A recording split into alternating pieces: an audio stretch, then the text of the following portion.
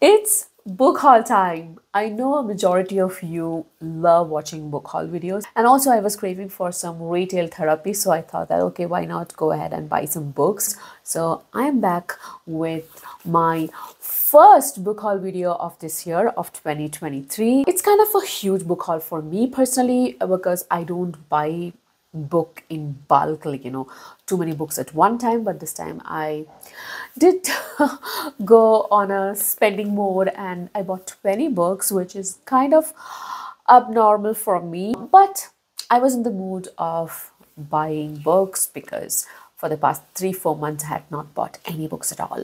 That's enough of rigmarole. Let me show you the books now.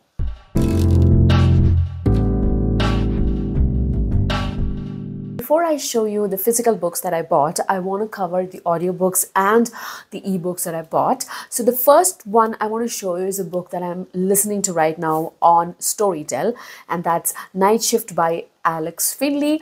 I am around 30% into the book right now.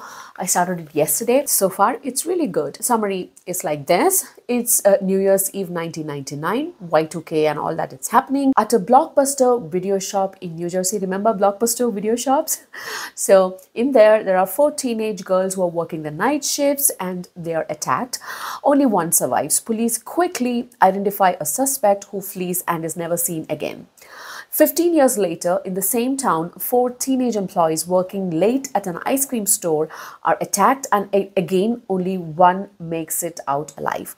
Both surviving victims recall the killer speaking only a few final words, "Good night, pretty girl." In the aftermath, 3 lives intersect. The survivor of the Blockbuster massacre, who is forced to relive her tragedy, the brother of the original suspect, who is convinced the police have it wrong, and the FBI agent who is determined to solve both cases.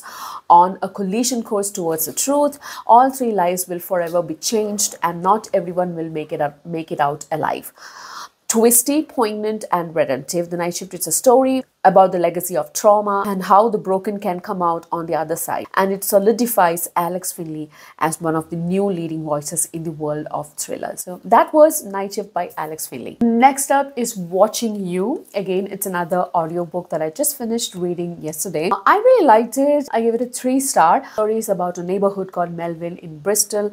It's an upscale neighborhood which is home to doctors, academics, and school teachers, and of the likes. Into this neighborhood moves in a new family consisting of school headmaster Tom Fitzwilliam and his wife and son, whose name is Freddie. He is kind of a voyeur. He has a binocular and he sits in his upstairs bedroom and watches everybody in the neighborhood. Their neighbor is Jenna Tripp. Jenna Tripp is a student in the school where Tom Fitzwilliam is the headmaster, and she has her own suspicion.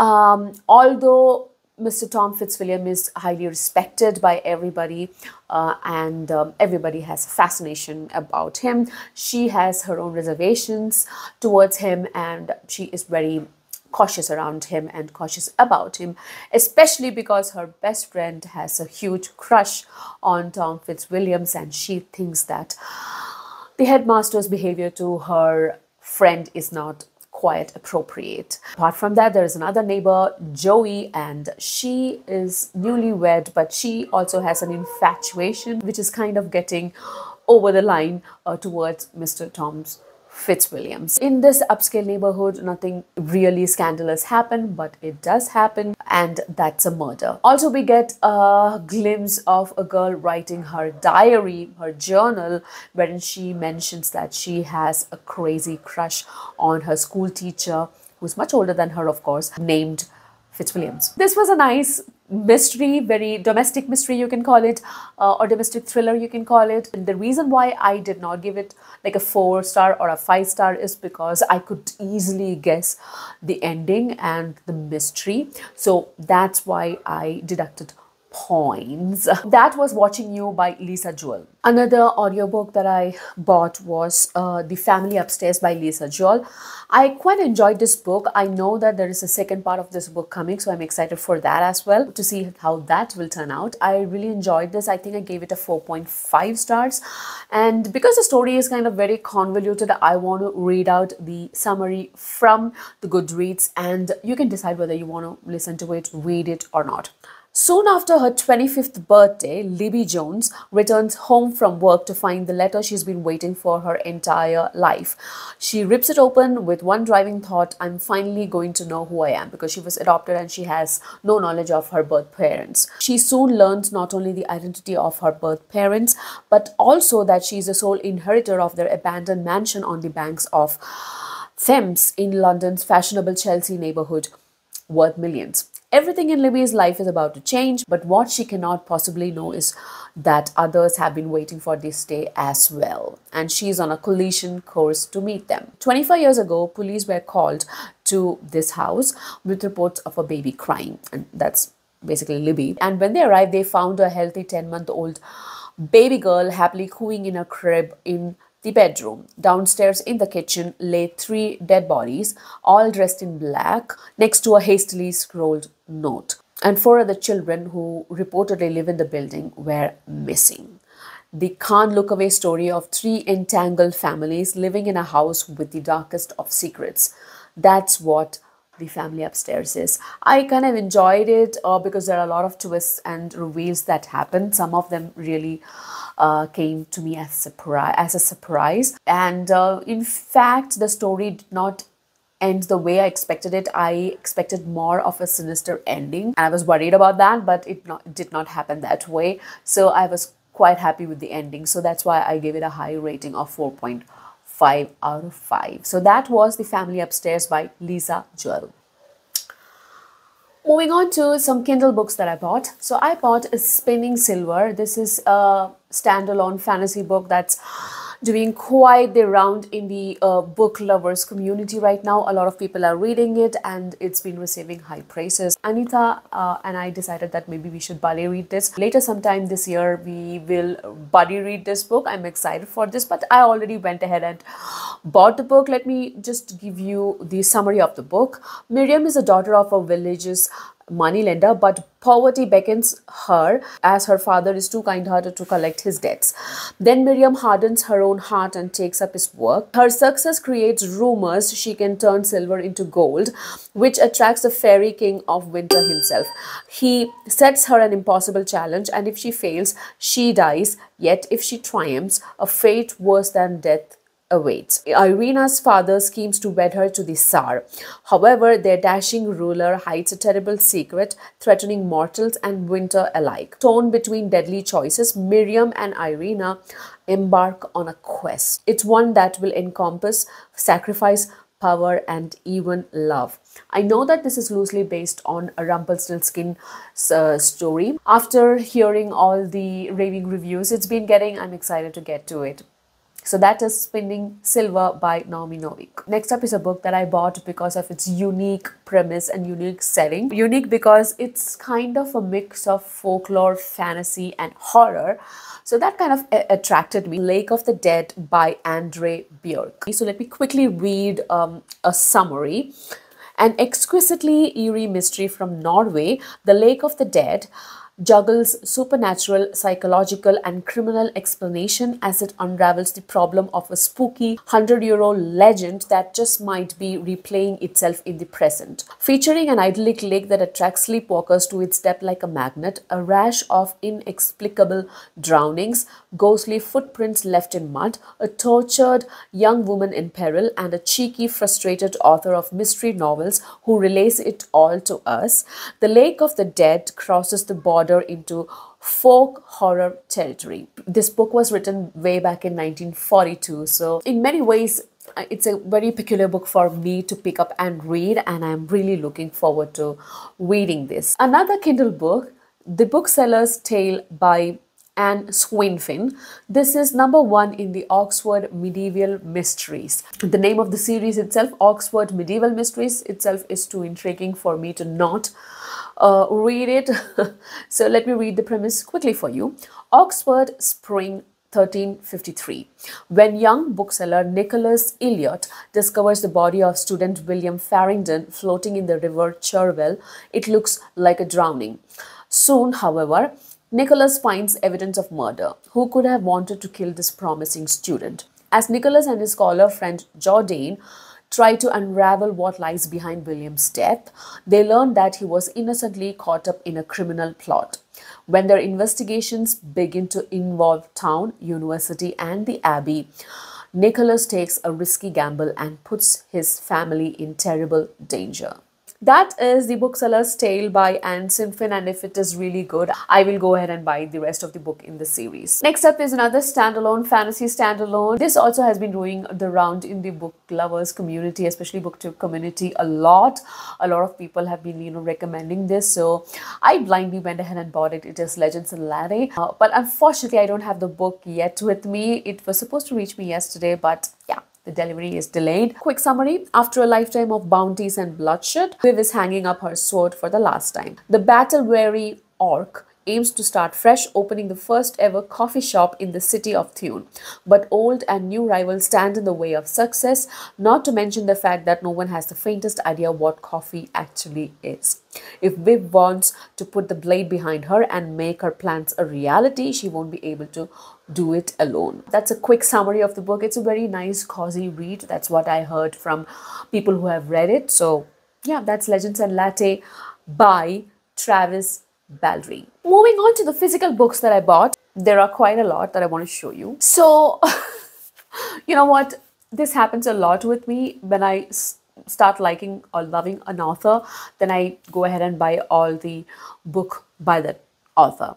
So currently I'm in a Ryan Holiday mood, so I went ahead and bought a number of books from him. First one is a book that I'm currently reading, which is called Discipline is Destiny. He is writing a series of books based on the 4 virtues of Stoic philosophy: courage, discipline, justice, and wisdom. I did buy Courage, which is Courage is Calling. I haven't started it yet because I wanted to get through this one, Discipline is Destiny, first. As you can see, I'm somewhere here, halfway through the book. Discipline is something that I really value in my life, and I wanted to reinstate that idea in my mind again. That's why I chose this. I wanted to start off my year with reaffirming my belief in discipline in life. I also went ahead and bought another book from him, which is Ego is the Enemy: The Fight to Master Our Greatest Opponent, Ourselves. And then I also bought Obstacle is the Way. The reason why I wanted to read this book is because I am really scared of goals, because I'm scared of the outcome. What if I don't meet the goals? And then I will go into a very depressing phase. I try to avoid setting up goals, but this year I want to overcome that obstacle, that, I want to set goals and I want to follow them up, and I want to monitor the progress, and I want to achieve my goals. And if I don't achieve my goals, I want to learn how to handle that, and face it, and, not be fazed by it. So that's why I bought this book, Obstacle is the Way. I really, really want to, achieve my goals, but I also want to know how to handle myself in case I don't achieve my goals, and overcome that fear. And then in the future, I will be able to, set my goals more bravely, courageously, and follow them and pursue them. So that was the intention behind me buying this book, which is The Obstacle is the Way by Ryan Holiday. Talking about authors that I'm currently obsessed about, how can I miss Janny Words? I have been wanting to buy this standalone book by Janny Words. That's again another favorite among booktubers currently, which is To Ride Hell's Chasm. Now, this has been getting a lot of good reviews, actually excellent reviews. Philip Chase, Joanna, all of them have been singing praise about this book. So how could I not buy this? Sometime this year, I want to read this. Also, as part of the read along that I'm hosting on my channel for The Wars of Light and Shadow by Janny Words, I am reading the series. I am going to start book number 3, hence I bought book number 3, which is War Host of Vastmark. How pretty is that artwork? So if you don't know this, all the artwork for her books have been done by Jani herself. They're also brilliant. I love this cover. And I bought the 4th book as well, which is The Fugitive Prince. I actually bought another book called The Grand Conspiracy by Jani Words, but I had to return it because it was damaged, unfortunately. I think it is a standalone. So staying with the topic of book series, big book series, I actually wanted to buy this book since a long time. Not because I know anything about the book, not because I know anything about the author, but just because I love the cover. I'm talking about Dragon Bone Chair. I don't know, I get mesmerized by these kind of covers. So I want to have this book since a long time, but all the copies that were available online to buy were very expensive. But luckily this month I found an affordable mass market paperback available. So I went ahead and bought it. So this is book 1 of Memory, Sorrow and Thorn series. Let's see what the book is about. A war fueled by the dark powers of sorcery is about to engulf the peaceful land of Austin Art. For Prester Joan, the High King, slayer of the dread dragon Shurukai, lies dying. And with his death, an ancient evil will at last be unleashed as the Storm King, undead ruler of the elvish-like Scythi, seeks to regain his lost realm through a pact with one of human royal blood. Then, driven by spell-inspired jealousy and hate, Prince will fight Prince, while around them the very land begins to die. Sounds intriguing. And I also bought this second book in the series. Check out the cover, how colorful and beautiful it is. So this one is called Stone of Farewell. I love mass market paperbacks. They are so easy to hold. They're so handy. I like the font. For some reason, these fonts are very nostalgic to me. So I somehow like these small, very handy mass market paperback copies. Next up, I bought a non-fantasy book. Surprise, surprise. This is a book that has been, again, hyped about by everybody who has ever read, which is Stoner by John Williams. People who have not read it want to read it, and people who have read it cannot stop talking about it. This made to the #1 book in Joanna's 2022 favorite reads. So how could I resist?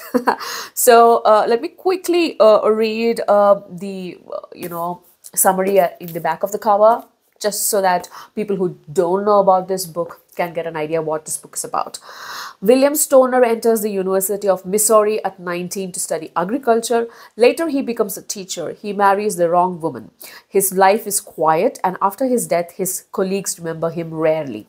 Yet, with truthfulness, compassion, and intense power, this novel uncovers a story of universal value. Stoner tells of the conflicts, defeats, and victories of the human race that pass unrecorded by history and reclaims the significance of an individual life. A reading experience like no other, itself a paean to the power of literature. It is a novel to be savored.